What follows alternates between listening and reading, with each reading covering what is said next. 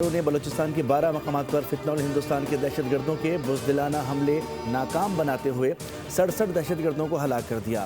2 دن قبل پنجگور اور شابان میں 41 دہشت گرد مارے گئے تھے۔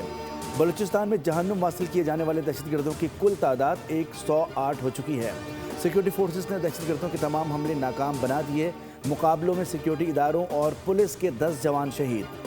دہشت گردوں نے گوادر میں بلوچ مزدور خاندان کے 5 افراد کو بھی شہید کر دیا، جن میں 1 خاتون اور 3 بچے شامل ہیں۔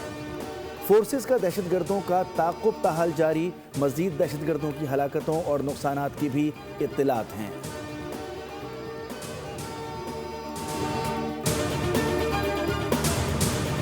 دہشت گردوں کو جہنم واصل کرتے ہوئے شہید ہونے والے پولیس اہلکاروں کی نماز جنازہ۔ وفاقی وزیر داخلہ محسن نقوی اور وزیر اعلیٰ بلوچستان سرفراز بگٹی کی نماز جنازہ میں شرکت، لواحقین سے ملاقات کی۔ اس موقع پر وزیر اعلیٰ بلوچستان سرفراز بگٹی آپ دیدہ ہو گئے۔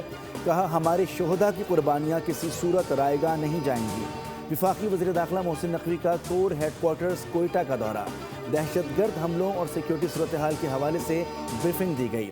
وزیر داخلہ نے سیکیورٹی فورسز کی بروقت اور مؤثر کارروائی کو سراہا۔ شہید اہلکاروں اور شہریوں کو خراج عقیدت پیش کیا۔ کہا، دہشت گردی کے خلاف جاری جنگ آخری دہشت گرد کے خاتمے تک جاری رہے گی۔